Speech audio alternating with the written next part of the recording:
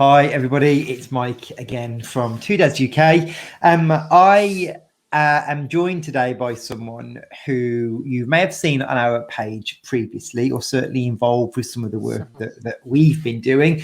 I'm going to be joined by Beverley.Jones. And Beverley joined JMW Law on the 1st of May 2018 as a partner and head of the Liverpool Family Department. Bev, we've worked with previously with our own surrogacy journey for both of our journeys and both of our parental orders. Bev specialises in divorce, financial matters arising from separation, complex children matters, and is also recognised as a specialist in the area of surrogacy law. Bev is also recognised year on year since 2014 as a top tier lawyer in both the Legal 500 and the Chamber of Partners Directory, being described as very commercial and clever. Get that, eh? And then most recently, Chambers 2019 said Beverley really gives clients confidence that she's on their side, whilst Legal 500 said that she is really bright and personable. Wowzers. So I am delighted to be joined by the lovely Bev Jones. How are you? Happy to see you. I'm really well, thank you. How are you, children? Yeah, we're good, thank you. All good. Driving me a little bit crazy, but that's fine. I think that's normal. Yeah, but yeah, we're enjoying our lockdown as much as we can, and wine helps. Yeah, definitely. Yeah. We're all working from home. Are you? Or the whole firm? Yeah. Most of the firm where they can, but certainly all of my team are all working from home, each with individual challenges with their own families, but trying to adhere as much as we can to the guidance. And obviously the world of family law continues. You know, we are still getting new inquiries and clients need us. They're trying to do as much as we can remotely. Yeah, I can imagine. Well, look, thank you for joining us today. This is going to be an interesting session for many, I would have thought, due to a number of factors. Why I was keen to do a separate UK law session was with what's happening with, pre, post COVID, just a good understanding really of what's happening out there, and potentially what people need to be doing to prepare themselves if there's anything that they need to do. So I'm really grateful that you're joining us today, Bev, so thank you.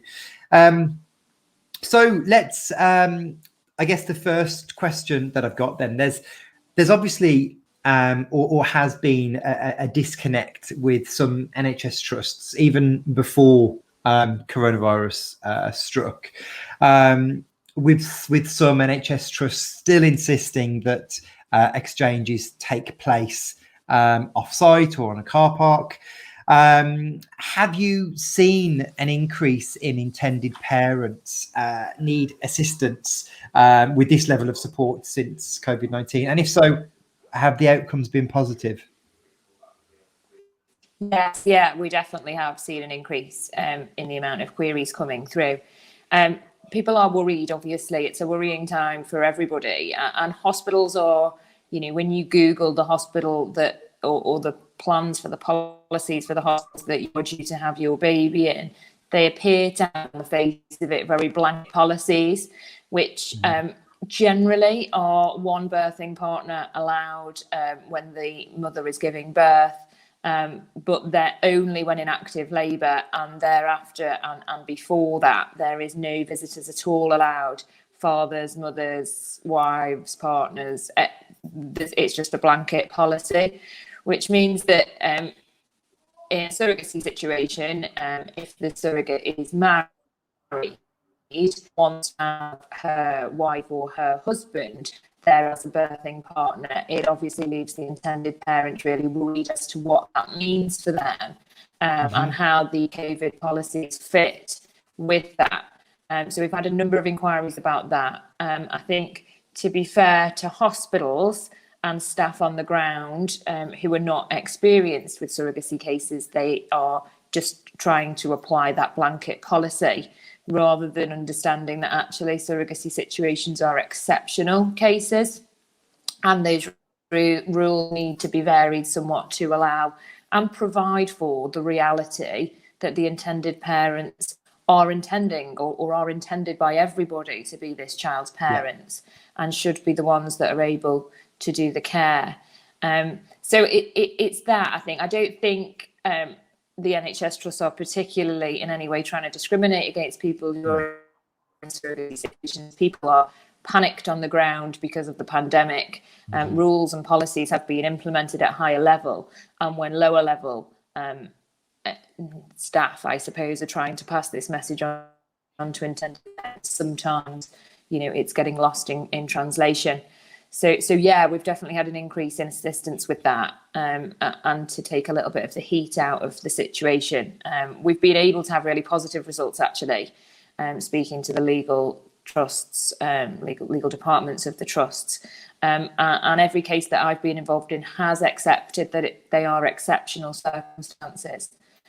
Surrogate and intended parents haven't always got exactly what they would have preferred or been their birth preference. I listened to your other podcast. Did you hear the preference from the midwife? Preference. I love that term. I love that term, birth preference. I know. I'm definitely cribbing that term as well. So then they're not always getting everything on their list that they wanted to happen, but there is a compromise. So, for example, the last case that I did, the intended parents weren't able to sadly be there for the actual birth because the hospital were very strict that there could only be one birthing partner. And they were keen to stress to me, not in any way to cause anybody upset, but to protect their frontline staff. And when it's a cesarean section, there are doctors, there's anaesthetists, there's midwives, all in the operating theatre. So the less number of, if you like, lay people in there, the better to protect their staff. But what they did then accept was that the intended parent would be the ones caring for the child. And so the minute the baby is to be born, the baby will be transferred to another room where the intended parents were going to be put up, and they would be the ones caring for the baby and discharged with the baby. So we were able to resolve it that way. Perfect. And that's so lovely to hear. I think it's so nice to understand and to hear that there are trusts out there that are looking at these as a case-by-case basis. Yeah, they are. They definitely are.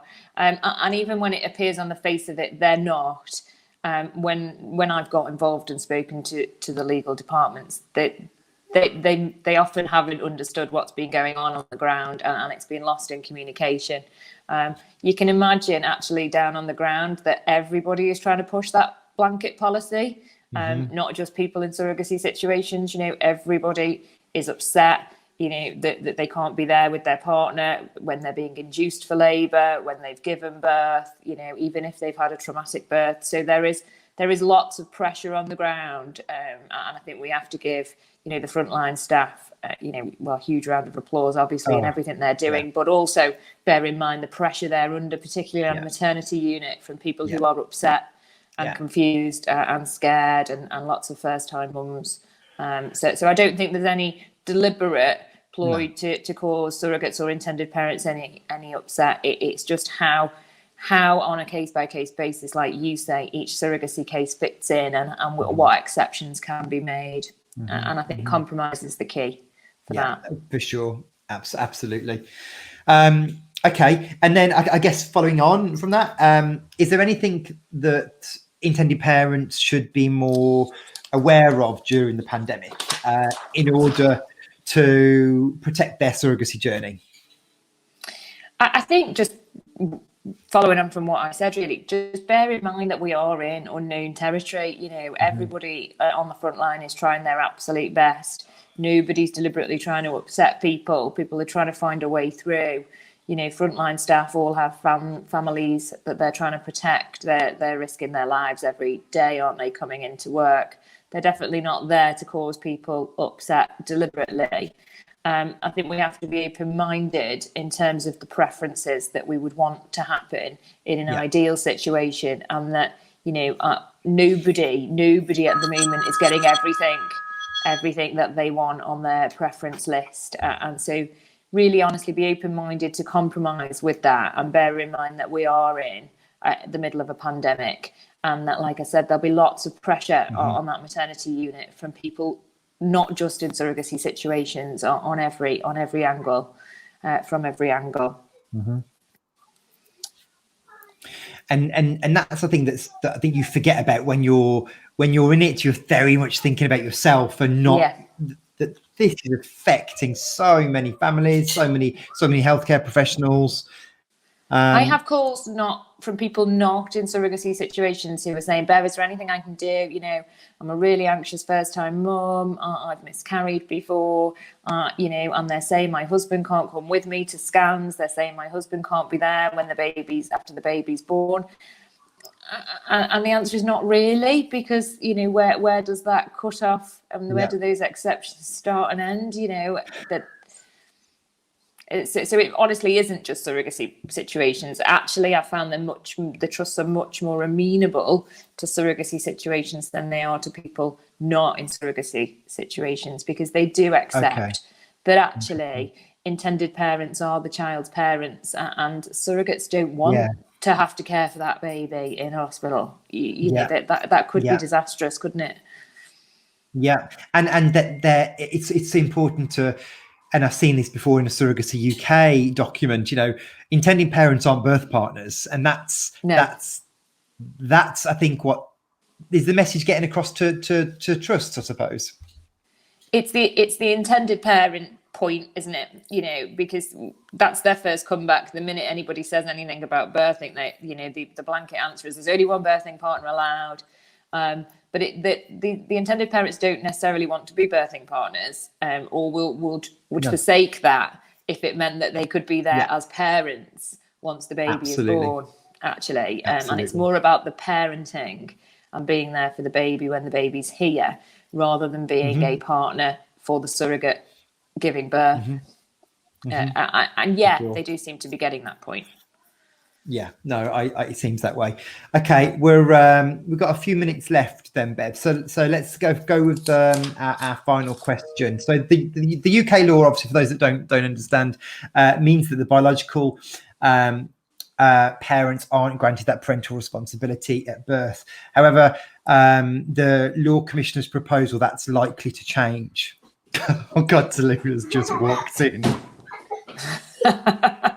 Hi, Talulah.